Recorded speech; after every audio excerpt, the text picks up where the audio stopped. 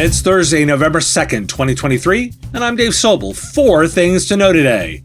Public distrust and corporate ambiguity, why providers must take the lead in ethical AI stewardship. The tech giants unite for AI safety, but is it enough? The $10 million question.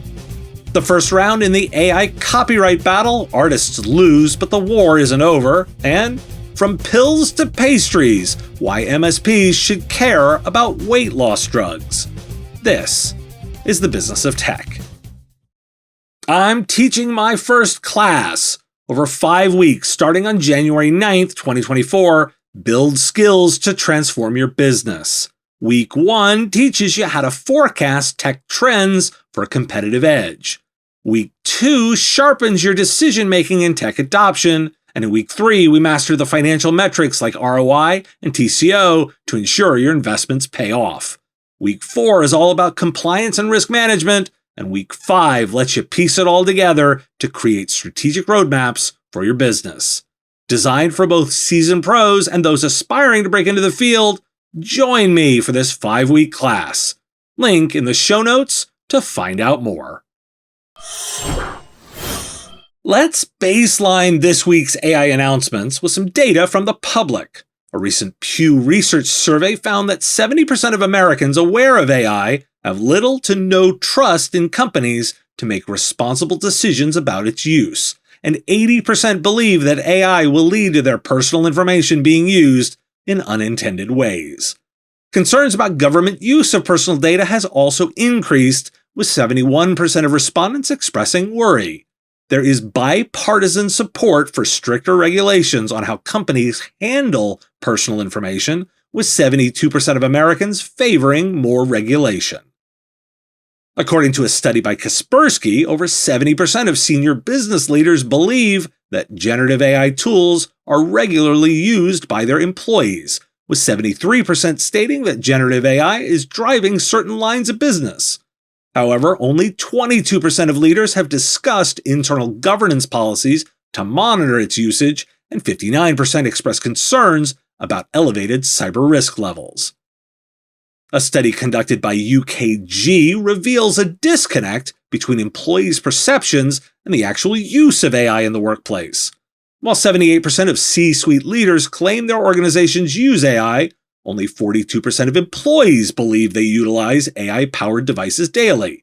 The survey also predicts a surge in AI usage in the workplace, with executives expecting 70% of their workforce to use AI by 2028.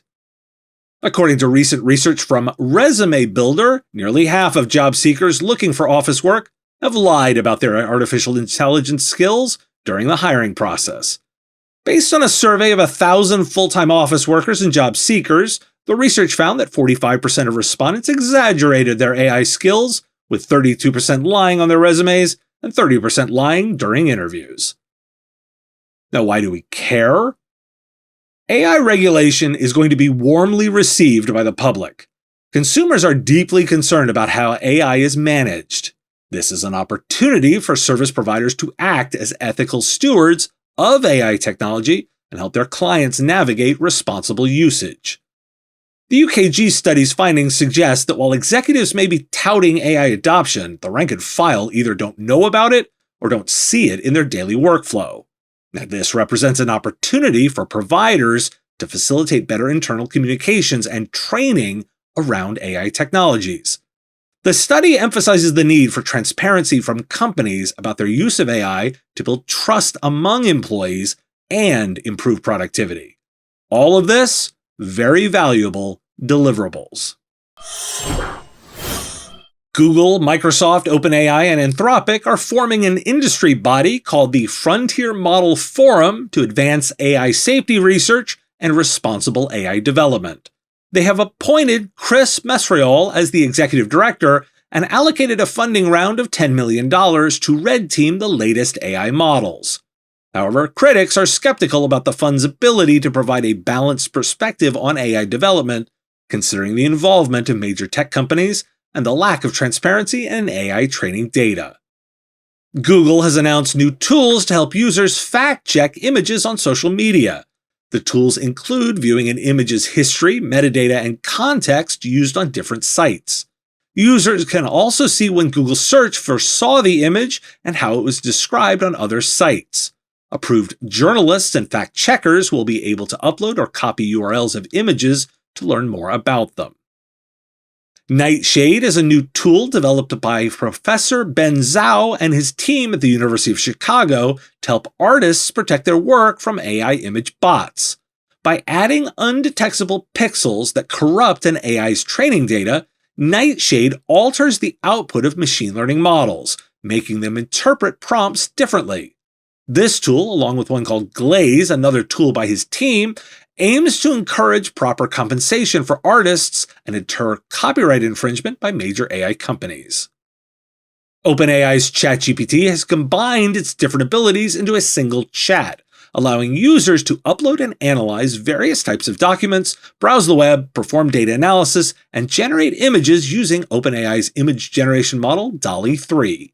Previously, users had to toggle each capability independently, but now they can use all these tools in the same chat session, greatly improving efficiency. OpenAI has not officially announced this bundled version of ChatGPT yet. Why do we care? Let's note that Google, Microsoft, OpenAI, and Anthropic together only allocated $10 million for safety.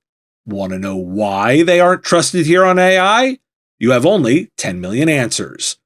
With disinformation and misinformation a chronic problem, tools like the ones described here may become essential for corporate communications and brand protection. Providers could integrate these into their suite of services to add value and strengthen their cybersecurity posture, and help customers with the use of the tools themselves.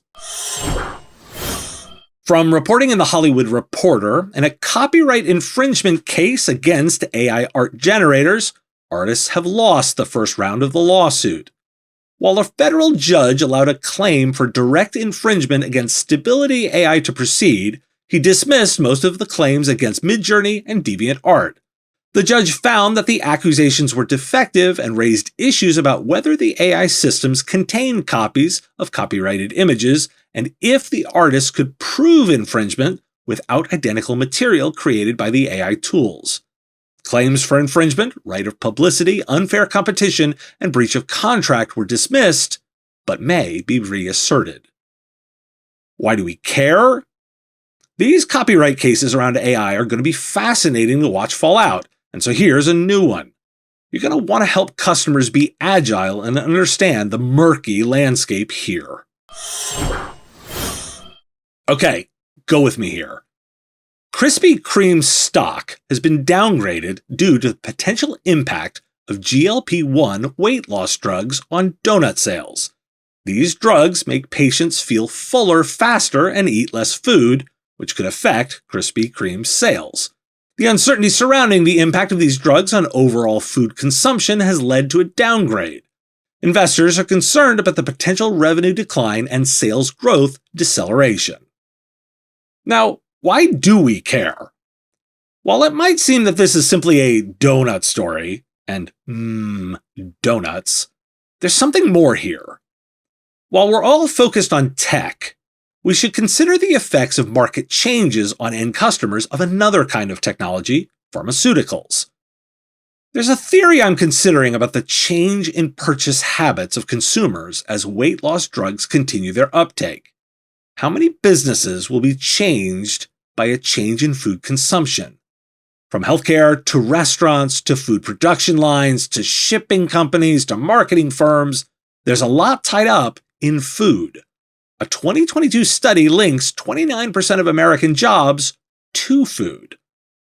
Businesses might need to adapt to new data analytics tools to understand these shifts, or cloud infrastructure might need to scale differently.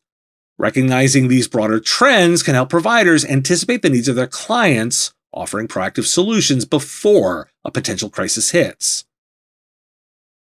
And the market just adjusted one stock due to this. It won't be the last. I just wanted to observe it here.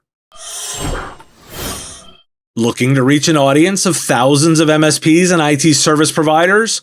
Put your ad right here on the Business of Tech and be on the show that 64% of MSPs report having listened to. A recurring top 50 tech news podcast there are affordable options for you to reach our audience, and we can support any budget. Podcast listeners are more engaged, have a higher level of brand retention, and are more willing to listen to ads here than any other avenues. Want to know more? There's information at mspradio.com/engage, including a button to book a time to talk. I'm looking forward to that discussion. Today, Day of the Dead, and also National Deviled Egg Day. I'm teaching a class starting in January on navigating emerging technologies for MSPs, and details are in the show notes. Check it out, and I'll talk to you again tomorrow. The Business of Tech is written and produced by me, Dave Sobel, under ethics guidelines posted at businessof.tech. If you like the content, please make sure to hit that like button and follow or subscribe. It's free and easy and the best way to support the show and help us grow. You can also check out our Patreon, where you can join the Business of Tech community at patreon.com/MSPradio, or buy our Why Do We Care merch at businessof.tech.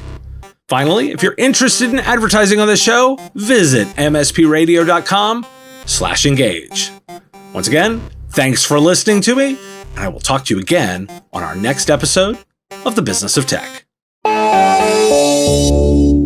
Part of the MSP Radio Network.